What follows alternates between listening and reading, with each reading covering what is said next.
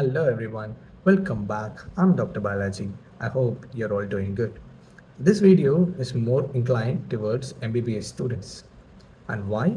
Because I'm going to talk about one of the dreaded subjects that everybody feel during the MBBS days, and that is community medicine. Yes, you heard me right. Community medicine is a very important department as well as a subject that kind of bridges your second year as well as your final year departments. Before you ask me why, I shall dive right into the topic. There is a chapter that is dedicated towards the infectious diseases in the textbook of Park. I know it's a daunting book with 1,000 pages, but let's just break it down into simpler things and understand how important it is to read community medicine from Park. First things first, there's an important chapter, as I mentioned before, and it is called the epidemiology of infectious diseases. So, whatever you have studied in microbiology about the infectious agents, and whatever you are about to study in your final year in the chapter of infectious disease in general medicine, both combined together is already put in the textbook of Park. You read the infectious diseases chapter once, you understand it, and I think this textbook has given the information more solidly and more efficiently for us to learn when you combine the information from your microbiology textbook as well as from the Harrison's textbook during your final prof in the subject of general medicine. So, if you are thorough with your infectious diseases part from the textbook of community medicine, I can guarantee that you don't have to redo it once again when you go into your final year and start preparing for the exams. Also, community medicine textbook of Park has a specific chapter dedicated to occupational health. This chapter contains most of the respiratory system related disorders.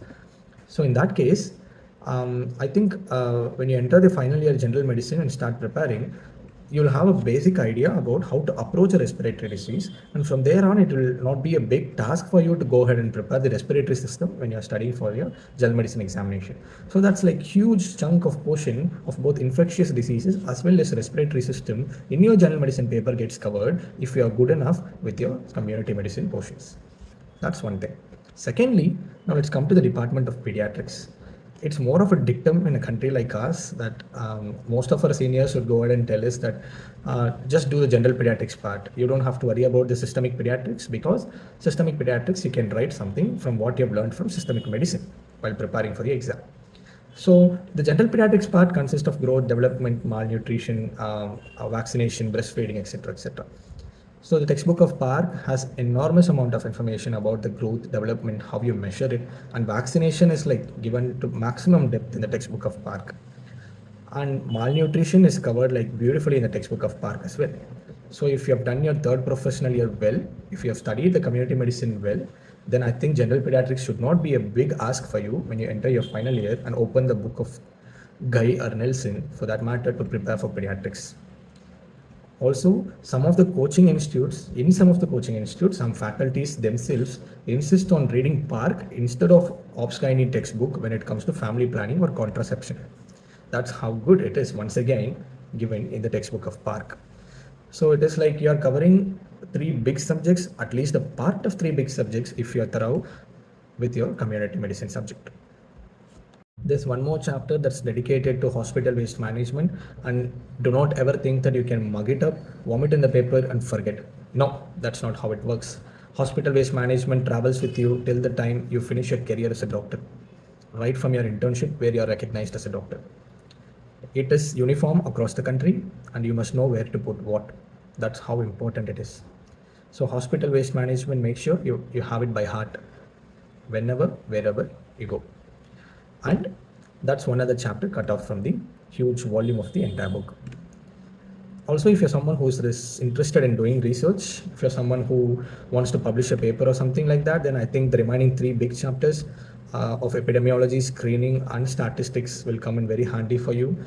You have to know the basics of all these three chapters if you really want to get into research or publish a paper or anything of that sort. So that's like a huge part of community medicine that plays a vital cog in that actually bridges your pre-clinical years to your clinical year, and that's why the department is put in between your pre-clinical and your clinical years. So community medicine is a very essential subject for all of us to learn, and don't ever be daunted by the volume of the book. Before I continue further on how to approach the subject, let me make one thing very clear, and that is Please do not follow any other book for the subject of community medicine other than Parks. Now that we understand the importance of the subject, how do we go about reading a book that's 1000 pages?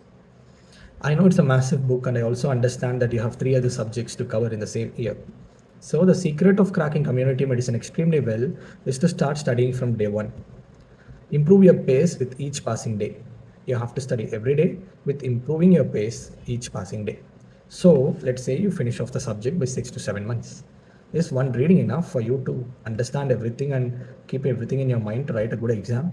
That may not be the case. So, every day while you start studying, make a habit to make your own notes. When you make your own notes, make sure it is as crisp as it is, because these notes may not just help in your third professional examinations, it may also come in extremely handy when you start preparing for your NEET PG as well. That's how good your notes has to be. So now that you have made notes, you've started studying also. How do you study?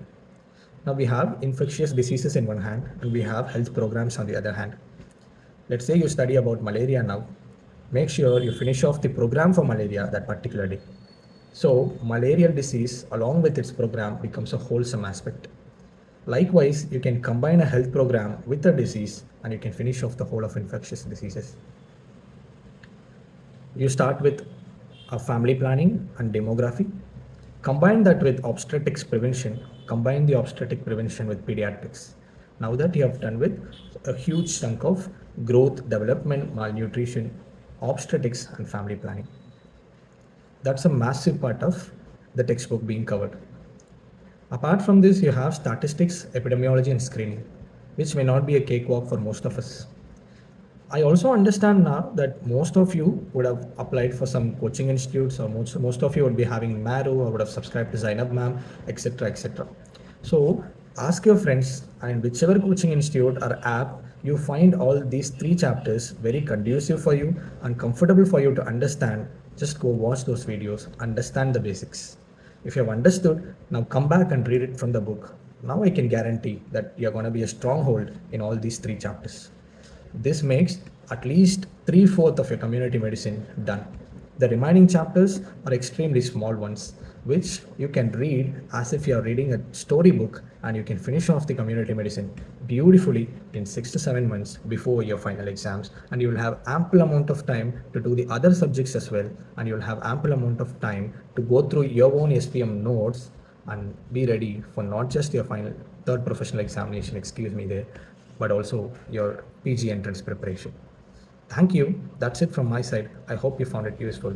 See you. Bye bye. Take care.